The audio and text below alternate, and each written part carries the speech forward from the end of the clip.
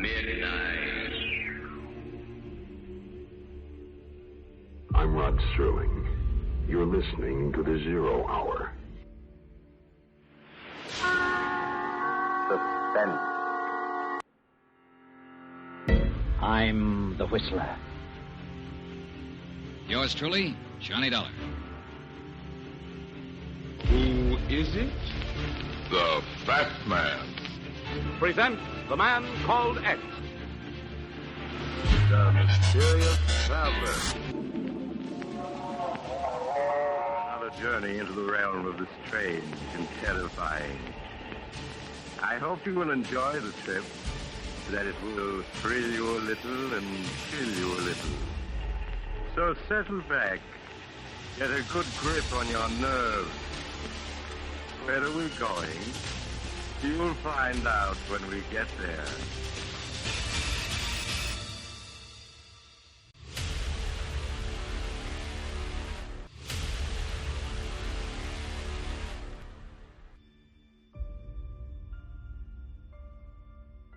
Hello everyone, and welcome to Drama and Theater, brought to you by Duane Old Time Radio. Drama and Theater features some of the best programs from the golden age of radio, including Escape, The Fat Man, Suspense, The Whistler, Zero Hour, Yours Truly Johnny Dollar, and many, many more. Before we start today's drama, if you enjoy what I'm doing, let me ask you to subscribe to my channel.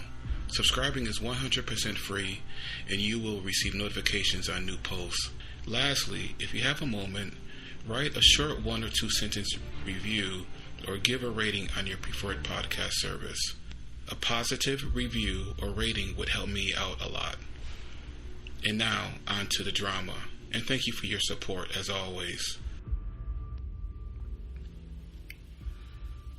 This week on Duane Old Time Radio Mystery and Suspense, we have another Agatha Christie story. This one is titled The Adventures of the Christmas Pudding. And this is a Poirot story. I don't have a month or a day for this one, but this aired on BBC Radio in 1985.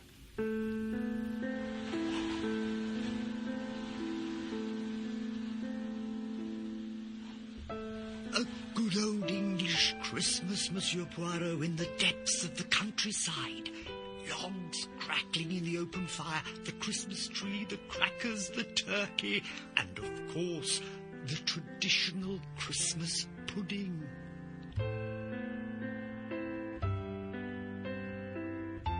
We present John Moffat as Hercule Poirot in Agatha Christie's The Adventure of the Christmas Pudding.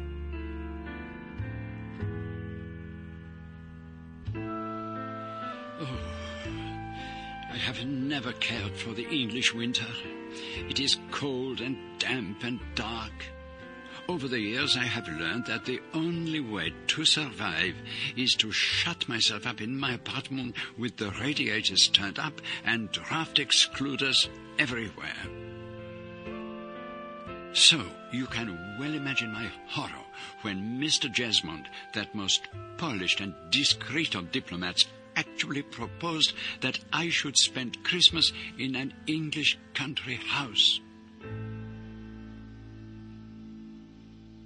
Parts of it actually date from the 14th century. No, in the winter I do not leave London, except perhaps for Egypt or the Riviera. I do not think you quite appreciate what a very serious matter this is.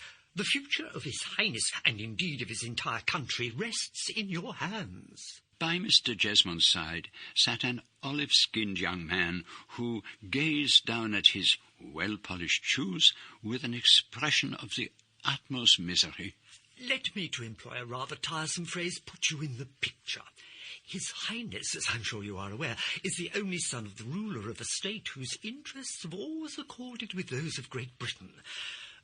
Recently, the country has been passing through a period of some unrest, led by factions opposed to westernization.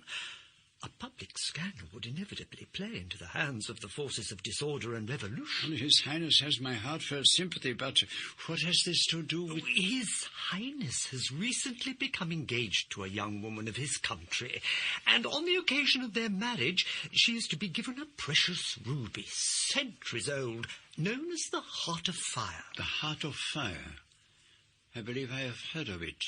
A month ago, His Highness came to England to take the ruby to Cartier's so that it could be given an appropriate setting. Unfortunately, at a cocktail party, he happened to meet a rather attractive young lady, and he decided to have, as I think you put it, one last fling. Precisely, Monsieur Poirot. As a reward, she was to be given a diamond clip from Cartier's, which she would choose when he called there to collect the Heart of Fire. And the young lady perhaps happened to notice the legendary ruby. Oh, yes. She was fascinated by it. And she asked if I would permit her to wear it, just for one evening. And you agreed, Your Highness? Oh, how could I refuse her? We went out to a nightclub, we danced, and we were very gay. And then she left our table to powder her nose. And she did not return? She did not return. And did you call in the police? Oh, no. Why not? They can be very discreet, the police, and they are better equipped than I am to carry out an investigation of this kind. It is quite out of the question. If we involved the police, it would inevitably result in proceedings in court. His Highness is very young. It would be a great pity if his whole future were to be blighted for one youthful indiscretion. Have there been any notes of ransom, any suggestions of blackmail? Nothing. The girl and the ruby both seem to have vanished into thin air. And you wish me to recover it, this ruby? I need hardly tell you how greatly your cooperation would be appreciated in the highest quarters. There is just one thing. Perhaps I am being excessively stupid, but I do not see the connection between the theft of this ruby and my having to spend Christmas in a drafty old manor house. Oh, there will be no drafts at King's Lacey, I assure you. There is all-fired central heating and a splendid hot water system. Radiators in every bedroom. You may even find the house too warm. No, that is most unlikely. But I still do not understand. Why am I to go there? Well, you see, Monsieur Poirot, when the young lady was in His Highness's apartment, he just happened to overhear... She had no idea I was there. She thought I had gone out. Of course, His Highness did not intend to eavesdrop. And I heard her say on the telephone the words, King's Lacey, December 21st. And was she giving someone this information, or was she being instructed to go there? I do not know. It is not very much to go on. It may have nothing to do with the theft of the ruby at all. But there is something more. I have been informed that a young man who has a keen interest in the international jewel market is spending Christmas at King's Lacey. Mr. Lee Whitley. And what is the name of this young lady? I didn't learn her name. Do you have a photograph? I am afraid not. But she has blonde hair and is about 4 inches shorter than me. Please say you will go to King's Lacey, Monsieur Poirot. But how am I to explain my presence there? Oh, that can be managed very easily. I've arranged for a mutual friend, Edwina Morecambe, to tell the Lacys that the celebrated detective, Hercule Poirot, wishes to savour the joys of an old-fashioned English Christmas. They will be delighted to welcome you. I can't see why Edwina wants to wish a foreigner on us for Christmas. If she's so keen on the idea, why can't she have him? Because, as you know very well, Edwina always goes to Claridge's for Christmas. We wish you a Merry Christmas. We wish you a Merry Christmas. We wish you a Merry Christmas and a Happy New Year. Mr Jesmond had done his work very thoroughly. On my arrival at King's Lacey, I was welcomed into the house by the grandchildren singing. A huge Christmas tree, fantastically glittering with brightly coloured glass decorations, stood in the hall. In the drawing room, where the temperature was a reassuring 68 degrees, Mrs. Lacey was seated by one of the great mullioned windows, engaged in hemming dishcloths. An old-fashioned Christmas. Well, nothing could be more old-fashioned than we are. My husband likes everything to be just as it was when he was a boy of 12 years old and used to come here for his holidays. All the same old things. The Christmas tree and the stockings hung up and the oyster soup and the turkey, 2 turkeys, 1 boiled and 1 roast, and the plum puddings with the rings and the bachelor's button.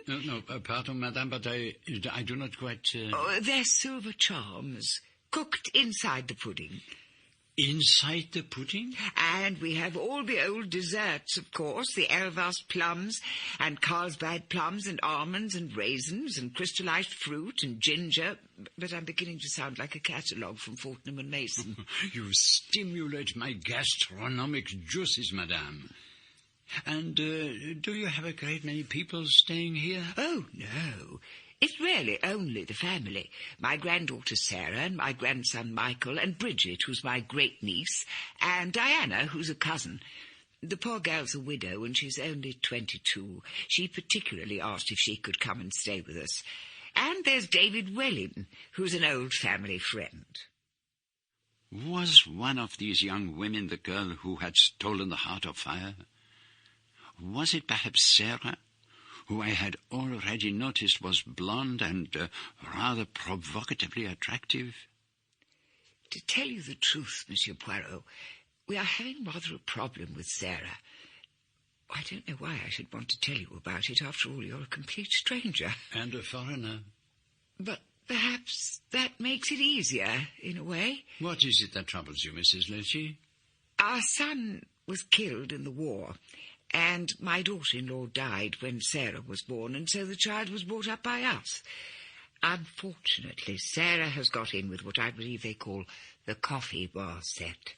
She won't go to dances and refuses to come out properly or anything of that kind. It is the fashion of the moment, madame. She will grow out of it. Oh, I'm not in the least worried about that sort of thing. But now she's taken up with a man called Desmond Lee Wortley, who really has a very unsavoury reputation. And is she in love with him, do you think? She seems completely spellbound. When she's with him, she appears to have no will of her own at all. And what does he do, this Lee Wortley? I don't really know that he actually does anything. He seems to spend a great deal of his time flying around Europe. He never seems short of money. I have a nasty suspicion that he lives off well-to-do girls. Anyway, he's here now, so... You mean he's actually here in this house? Well, yes. You see, Sarah hasn't spent Christmas here for a year or 2. She's always gone off to stay with some friend or other. But this year, just over a week ago, she suddenly turned up, quite without warning. And she said she wanted this Lee Wortley here, too. She was quite adamant about it. Horace was set against his coming, of course, but I said, no, let's have him down here for Christmas. Let her see him in our atmosphere and our house, and we'll be ever so nice to him. And perhaps he'll seem less interesting to her. And has it succeeded, your little stratagem? Not so far. She seems more under his spell than ever. And I must confess I can certainly feel the attraction and see what Sarah sees in him. And he does have some good points. And what may they be, madame? Well, he asked if he might bring his sister down here. She's recovering from an operation, and he said it was a shame her having to spend Christmas in a nursing home. I do think that was rather nice of him, don't you, Monsieur Poirot? It shows a concern that sounds almost out of character. What is she like, this sister of his? It's hard to say. We haven't seen that much of her. Unfortunately, she had a relapse of some sort the other night, and she's been keeping to her room ever since. And her brother's been so good to her, carrying trays up to her and all that sort of thing. But even so, I don't want Sarah to marry him. No. From what you say, it would be a disaster. But there are the Waits. The Waits? The carol singers. Horace insists on having them in every Christmas Eve. Let us go down, Monsieur Poirot, and I will introduce you to everyone. It was a scene like an old-fashioned Christmas card, with the singers grouped in front of the tree, while the young people darted about hanging up holly, putting branches of laurel behind the pictures. I had no idea anything so idiotically archaic still went on. How you can stand it all is beyond me. Desmond Lee Wortley wore a fisherman's jersey and tight black jeans. His hair was long and unkempt, and it seemed doubtful whether he had shaved that morning. Oh, I rather enjoy it all. Of course, it's old-fashioned and all that, but it's rather fun, isn't it? Sarah Lacey seemed tense and nervous. Could it have been my presence there that made her so ill at ease? Bravo! That was simply splendid. Now, come along to the kitchen, all of you. I'll find you something to keep the cold out before you set off again. Look, sweetie, why don't we sneak off to Market Ledbury, have a drink at the White Hart? There's a limit to how much Christmas cheer I can stomach. I was quite enjoying it all. You must be kidding. You can't possibly enjoy all this sentimental tosh. It's like something out of Dickens. Yes, I suppose it is rather childish of me. We'll go, if you like. I do like. I'll go and get the car. You don't mind, do you, Anne? No, of course not, dear. And you do like Desmond, don't you? I'm sure he's really very nice. Grandfather doesn't like him? Well, you could hardly expect him to, could you? But I dare say he'll come round when he gets used to the idea. Well, I don't care what Grandfather thinks or says. I shall get married to Desmond whenever I like. I know, dear, I know. But do try to be realistic about it. Your grandfather could cause a lot of trouble, you know. It doesn't matter if he cuts me off without a penny. Desmond's got pots of money. I wasn't thinking that. You're not of age for another year. But I expect Horace will have come round by then. I'll do my best to hold out. You are on my side, aren't you? I only want you to be happy.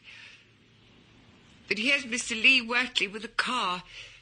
I rather like those very tight trousers young men wear nowadays. They look so smart. Only, of course, it does rather emphasize knock knees. I went up to my room to change for dinner, and then I heard the sound of an aeroplane flying low overhead. There must be an airfield somewhere close by. The Lacys had very kindly arranged for a telephone to be put at my disposal. It was understood that the famous detective was engaged upon a case, and I thought it was time to share my thoughts with Mr. Jesmond. Sarah Lacey? But Edwina told me she was a perfectly enchanting girl. Even perfectly enchanting girls, Mr. Jesmond, can sometimes go astray. She seems completely infatuated with this Lee Wortley, and I understand she works for one of the London embassies. It would have been very possible for her to make the acquaintance of the prince. Even so, and there is the fact that the girl came down here completely without warning, almost immediately after the ruby was stolen. But I don't... Could you not obtain a photograph of Miss Lacey and show it to the prince? That is out of the question, I'm afraid. He's staying as a guest at Sandringham. Do you suspect no one else, Monsieur Poirot? There is this mysterious sister of Desmond Lee Wortley.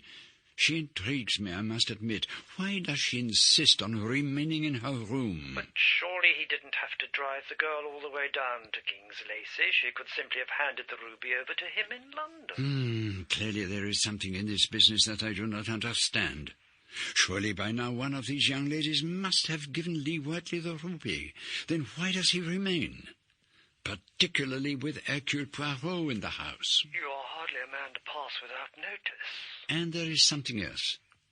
I have discovered that there is an airfield close by.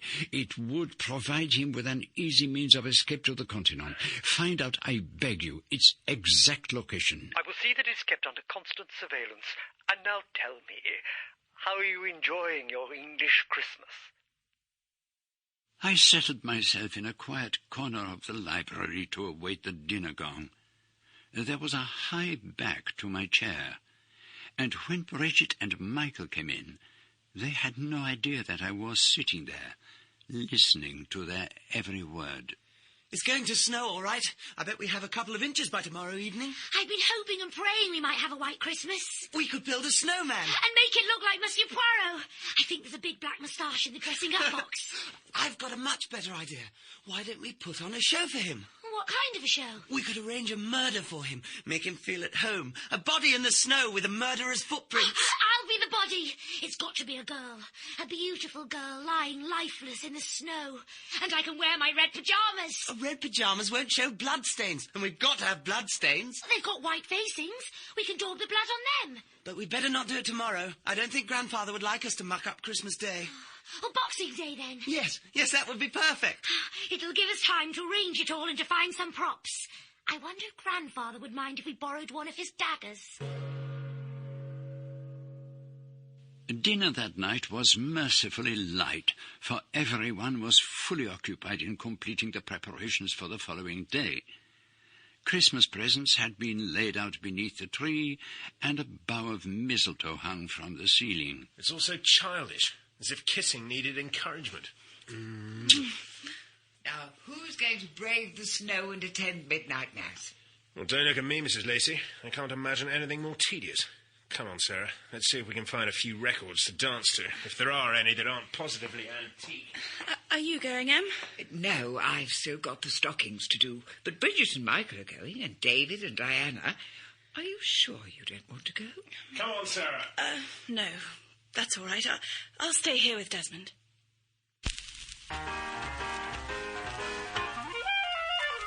Midnight mass. What a thing to call it. Bit popish, if you ask me. Really, Horace? Huh? Oh, yes, of course. Oh, yeah, I quite forgot. Yes. Pardonnez-moi, Mr. Poirot. It does not matter in the least, Colonel. Oh, matters is good enough for anybody, I would say. Proper Sunday morning service. Hark the herald angels sing, and all that. Yes, my dear, that's what we do.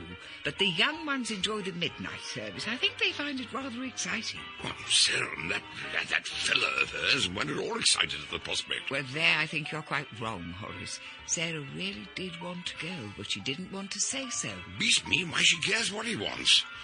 When she's with him, she seems to have no mind of her own. I hope they won't keep that frightful racket going on all night.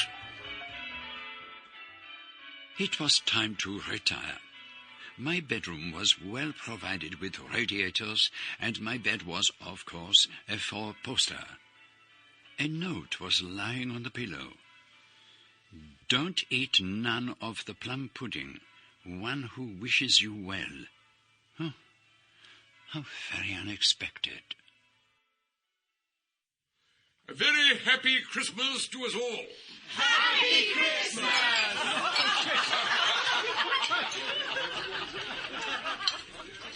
Christmas dinner exceeded all my expectations. It was indeed an experience formidable. The fireplace was ablaze with enormous logs, and in the center of the dining table was a pyramid of holly surmounted by a figure of Father Christmas holding a sprig of mistletoe. As I had been promised, there was oyster soup and turbot and 2 enormous turkeys with chestnut stuffing. And now it is time for the Christmas pudding. Oh, come on, Michael, Christmas pudding! I do hope old Pebble will be able to manage it all right. He's carried in the pudding every year that I can remember, and he regards it as his right. He's well over 80 now, and his hands and knees do shake so. Here he comes, and I'm keeping my fingers crossed. Oh, but it is on fire. Of course it is, Monsieur Poirot. Thank you, Peveril. You can leave the rest to me. Happy Christmas, Mum. And a very happy Christmas to you, Peveril. Happy Christmas! You have to make a wish before the flame dies down. Quick, Monsieur Poirot. But what was I to do? Suddenly, I remembered the note that had been left on my pillow. Was the pudding poisoned? But my portion could not possibly have been different from everyone else's. I looked around me. Lee Wortley was eating with evident enthusiasm. I could hardly refuse. Go on, Mr. Poirot. It won't bite you. I raised a spoonful of pudding to my mouth and tasted it. It was delicious. Mrs. Ross has certainly excelled herself. Much the best we've ever had. I was about to eat another mouthful when something fell from my spoon onto my plate. You've got one of the lucky charms, Monsieur Poirot. May I see? Of course, mademoiselle. Oh, it's the bachelor's button. Monsieur Poirot's got the bachelor's button. It means that you're always going to be a bachelor, Monsieur Poirot. Ah, my dear young lady, I have been a bachelor for many long years, and it is unlikely that I shall change now. Confound it, Emmeline. Why on earth did you let Mrs. Ross put glass in the pudding? Glass? What on earth are you talking about? There. You see, might have broken a tooth or swallowed the damn thing. Huh? Got appendicitis. But what is it, Horace? It's a bit of red jewellery or some sort. Could it have come out of the cracker? You permit that I take a look at it, Colonel? What? Yeah, well, of course. Yes. Go ahead. The light gleamed from the stone's facets as I turned it about. It was the Prince's ruby, the heart of fire. Somewhere around the table a chair was pushed sharply back and then drawn in again, but I could not be certain whose it was. It's beautiful. Is it real?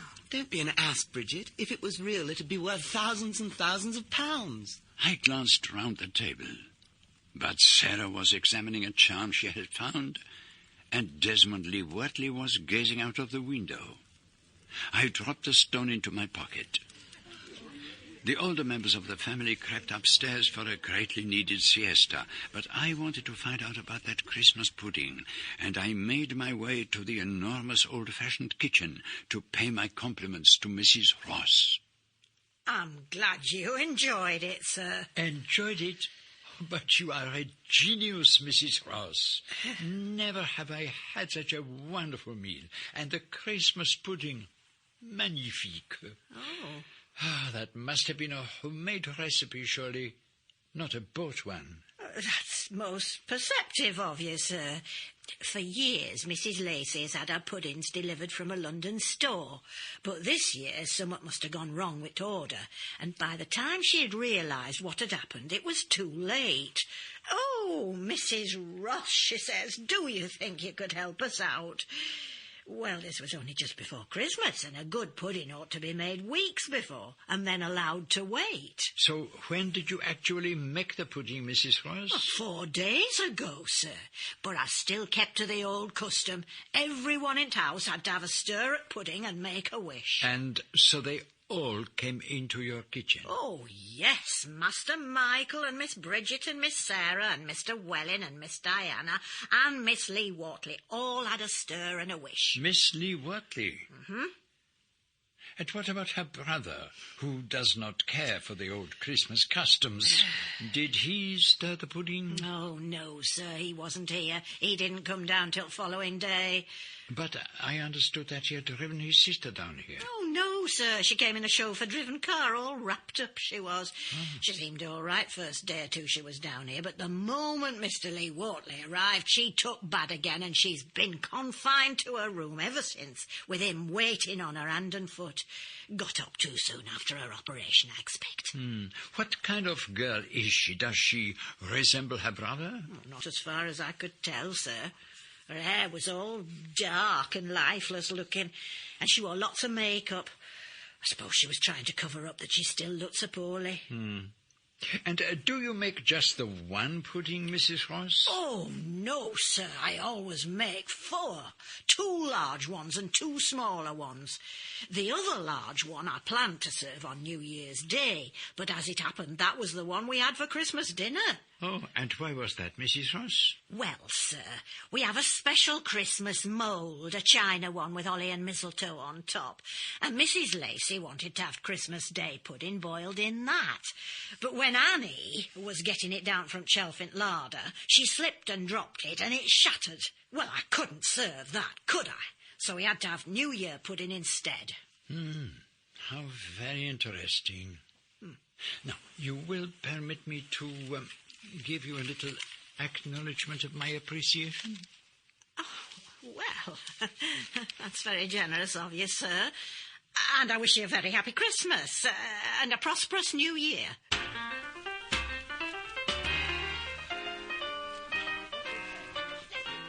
While the younger people played parlour games, I sat quietly in a corner for much of the evening, although I did have a little of the Christmas cake and the cold supper. A cup of coffee for you, Monsieur Poirot. It was so uncharacteristic of the sullen and unobliging Desmond to bring me a cup of coffee that I was immediately on my guard. While his attention was distracted, I changed my cup for that of David Welling. It would do him no harm to have a very sound night's sleep. You're looking very thoughtful, Monsieur Poirot. It is the Christmas pudding that I consider. You found it a little heavy, perhaps? Oh, no, madame. Every mouthful was a positive delight. I do not speak gastronomically. I consider it significant. It is an essential part of the old Christmas. I hope you sleep well, Monsieur Poirot.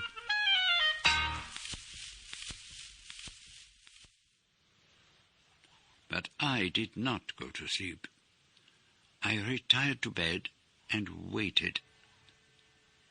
It was not until 2 o'clock that the door of my room opened very gently and a figure crept in. But it was not Desmond Wortley. It was a woman. I could not see her face, but I could recognize her perfume. It was the scent that Sarah Lacey had worn that evening. She came up to the bed. I snored very gently, and she seemed satisfied. By the light of a tiny torch, she began to examine the objects on my dressing table, my wallet, my address book, and then she turned her attention to the pockets of my clothes. And then she came back to the bed again. And, to oblige her, I snored a little more. She slid her hand under my pillow and found nothing. And then she left the room, and at long last, I went peacefully to sleep.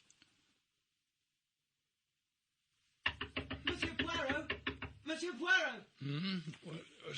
Monsieur Poirot! What is it? Come in. Is it the early tea? No, it's me, Michael. Oh? So, what is the matter? I think something rather awful's happened. Tell me. What is it? It's Bridget. She's lying outside in the snow. She doesn't move or speak. I think she might be dead. I think somebody's killed her. Oh, mon pauvre enfant. Lead the way. I will follow.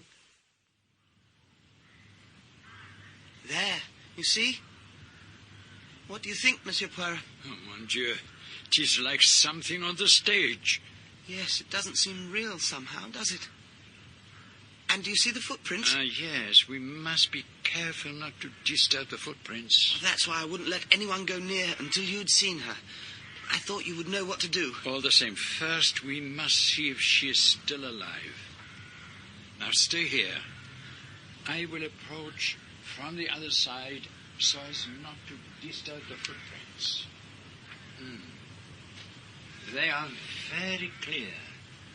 The footprints of Bridget and a man going out together to the place where she lies, and then the man's footprints come back, but the girl's do not.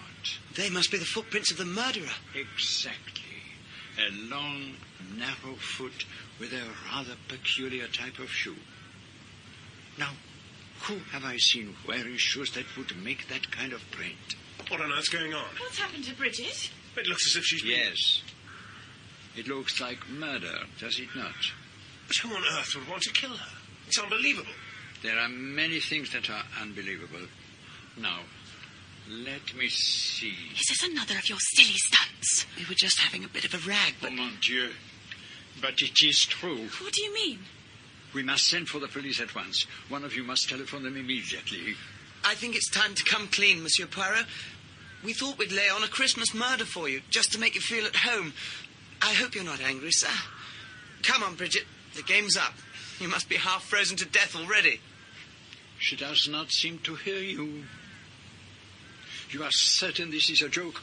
Yes, of course it's a joke. Oh, come on, Bridget. Stop playing the fool. What's the matter with her? Mr. Lee Wortley, will you please feel her pulse? All right. Do you really want me to? I can't feel anything at all. My God, she really is dead. Yes. Someone has turned the comedy into a tragedy. What do you mean? You see the footprints?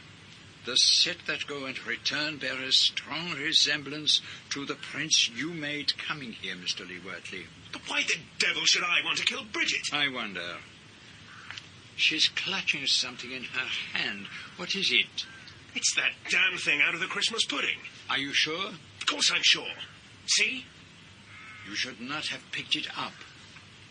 Nothing should have been disturbed. But I haven't moved the body, and this thing is evidence. It ought to be taken to the police. I'll go and ring them now. I don't understand any of this. What's it got to do with Desmond, and where does that thing in the Christmas pudding come into it? You do not know, mademoiselle? Of course I don't know. Let us go back into the house. Come, Michael. But poor Bridget... She must remain there until the police arrive. We can do no good by staying out here. That's Desmond's car. Where's he going? To the police station, I suppose. But I thought he was going to telephone. Why did he take the car? He just came rushing into the house. He said something about Miss Bridget being killed, and he had to ring police. He tried phone, but he said the wires must have been cut, and he'd have to drive over there. Give me the telephone, if you please, Mrs. Ross. Here you are, sir. There is nothing at all wrong with the phone. But what are you going to do about poor Miss Bridget? You can't just leave her out in snow. Come to the window, all of you, and look out into the garden. What do you see? There's nothing there. Has somebody taken her away? You wanted to stage a little mystery, and there you have it.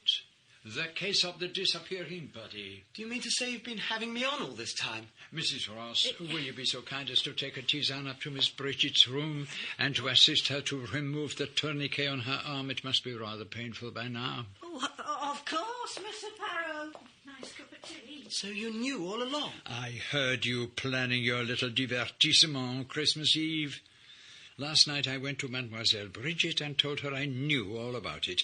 I asked her if she would play a part for me. She did it very cleverly. She even made the footprints with a pair of Mr. Lee Wortley's shoes. But what's the point of it all? And what's any of it got to do with Desmond? Michael, I think it is time you went to Mademoiselle Bridget to see if she has recovered. I would never forgive myself if she had caught a fluxion de poitrine. Yes, but aren't you going to tell us what all this is about? All in good time. But first I want a word in private with Mademoiselle Sarah. Of course, Monsieur Poirot. Will you please tell me what this is all about? Why did Desmond go rushing off like that? You mean that you really do not know of the theft of a priceless ruby from a young prince by a charming young lady? I haven't the faintest idea what you're talking about. Is this a fairy tale? This pretty young lady has a friend who has carried out several very questionable transactions concerned with the sale of stolen jewellery abroad. He persuades her to steal the ruby from the young prince and then to disappear from circulation by spending Christmas here in this house. He will contrive to get himself invited to King's Lacey, and the young lady will hand over to him the ruby. And he has an easy way of getting this priceless jewel out of England. There is an airfield only a few miles from the house, and he has his own plane waiting there. Is that not so, mademoiselle? Yes. We were planning to elope. It is a very good way of smuggling a jewel out of the country. Are you trying to tell me that Desmond was just using me? Did he persuade you to steal the ruby for him? No, of course he didn't. I never saw the thing until it turned up in the Christmas pudding. You did not come into my room that night to search for the ruby? Where's Desmond? His car's gone. Oh, Rebecca, what on earth have you done to your hair? Who is this lady? This is Rebecca, Desmond's sister. Has Desmond done a bunk? He has left you, as I believe the phrase is, to carry the can. So, you are the great Hercule Poirot. And you are the beautiful blonde girl who stole the prince's ruby, the heart of fire. And what if I am? If you're planning to run me in, I'll swear that he gave it to me. And that would create a lovely little scandal, wouldn't it, a few weeks before his wedding day? But where's Desmond? By now he will be sitting in his aeroplane waiting to take off. And he's got the ruby with him. The whole deal was that we were to fly to Paris and share the loot between us. He's fooled me, as no doubt he's fooled you too, Sarah. You mean you're not his sister? Sister be damned. Desmond told me to come down to King's Lacey. He said he'd spun everyone the tale of my having to recover from a serious operation. And because I thought the police might be on the lookout for a dizzy blonde, I put on that ghastly black wig. But when Desmond arrived and told me you would be staying here, Monsieur Poirot, I thought I'd better hide myself away and get rid of the ruby. And so you put it in the pudding that was to be served up on New Year's Day. But then, unknown to you both, there was an accident, and the pudding was dropped on the floor, and so it was the New Year pudding, with the ruby inside it, that was served at Christmas dinner. I wish I could have seen Desmond's face when the ruby turned up on the Colonel's plate. But now the bastard's run out on me, just as he's run out on you, Sarah. I don't imagine you're thinking of turning me in, Monsieur Poirot, so I'd like to get out of this dreary old place as soon as I can. Perhaps you can arrange for a taxi to take me to the nearest mainline station. To think that I actually felt sorry for her, and Desmond was just smuggling his mistress into the house under my nose. What made you so certain I came into your room after the ruby? She was wearing your perfume, mademoiselle. Oh, she asked if she could borrow it. She said she'd left everything in London. But who on earth is this? A stately-looking Daimler was coming up the drive. It contained a very flustered-looking Mr Jesmond. Oh, the devil's got clean away, I'm afraid. No one bothered to pay much attention to my instructions at the airfield. They were still sleeping off the effects of Christmas night. Me, Wortley must have kept the plane fueled and ready to go at a moment's notice. Oh, damn. He looked so crumpled and woebegone that I took him and led him into the house to meet the Lacys. So the prince has lost his precious ruby forever. 'Tis a great pity, but there is no point in shedding tears over the spilled milk, as your poet says. And now, if the Lacey family will permit, I would like to give Mr Jesmond a little present from the Christmas tree. Of course, Monsieur Poirot. Oh, go ahead, dear fellow. Here, Mr Jesmond. And a very happy Christmas. But this is... It glitters prettily in the light, does it not? The Princess Ruby, the heart of fire. You mean to say it's been hanging there on the Christmas tree all along? Where better to hide it than among all the glass decorations? I knew that Mr Lee Wortley would never dream of looking there. But what about the one he grabbed out of my hand when I was lying there in the snow? It was a paste replica, mademoiselle. I fancy Mr Lee Wortley will have quite an unpleasant surprise when he tries to sell it in Paris. I bet he will. And so, the prince can return home with the ruby without fear of scandal.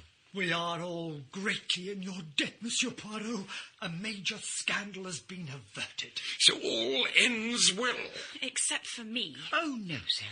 You should congratulate yourself on a very narrow escape. I'm so sorry, Em. I nearly mucked up your party. No, I'm just grateful we've seen the last of that frightful chap. I knew he was a bad egg when he started carrying on about Christmas. But there remains one mystery to be resolved. Could you tell me which of the maids is responsible for making my bed, Mrs. Lacey? Oh, that would be Annie Bates. I would like to have a word with her, if you permit. I think you'll find her in the scullery, Monsieur Poirot. Don't eat none of the Christmas pudding. Did you write that, Annie? I didn't mean no harm, sir. Really, I didn't. No, of course you did not, mon enfant. But why did you write it? Well, it were Mr Lee Wortley and his sister. Not that she were his sister, I'm sure. I was in his bathroom, taking in new towels, and I couldn't help hearing what they were saying. This Poirot fellow is bad news, he says. We've got to do something about him. And then he says very quietly, where did you put it? And she says, in the pudding. And my heart gave such a leap I thought it would stop beating. I was sure they were going to poison you by putting something in the pudding. So I had the idea of writing a note to you and leaving it on your pillow where you'd find it when you went to bed. I hope I did the right thing, sir. And to think I actually believed that you'd come down here to experience an old English Christmas. But I suppose the detective is never really off duty. Alas, madame, that is unfortunately true. But my stay here has nevertheless brought about a wonderful transformation.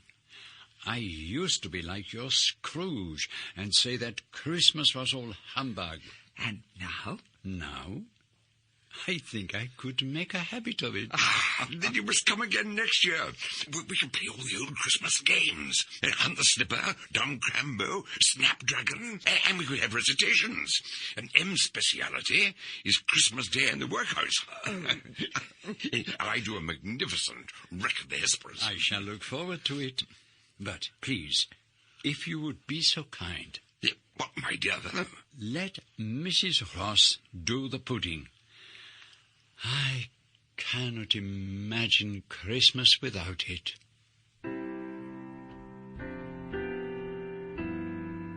In Agatha Christie's The Adventure of the Christmas Pudding, Hercule Poirot was played by John Moffat. Colonel Lacey, Donald Sinden. Mrs. Lacey, Sian Phillips. Mr. Jesmond, Murray Melvin. Sarah Lacey, Alice Hart. Desmond Lee Wortley, Robert Portal. Bridget, Annabel Dowler. Michael, Ivan Meredith. Rebecca, Angela Sims. Mrs. Ross, Elizabeth Proud. Other parts and the singers were members of the cast. The musicians were Robin Astland, piano. Julian Siegel, clarinet. Steve Watts, bass. The drums were played by Tom Smale, who also arranged and directed the music. The Adventure of the Christmas Pudding was dramatized by Michael Bakewell and directed by Enid Williams. It is published by BBC Audiobooks Limited.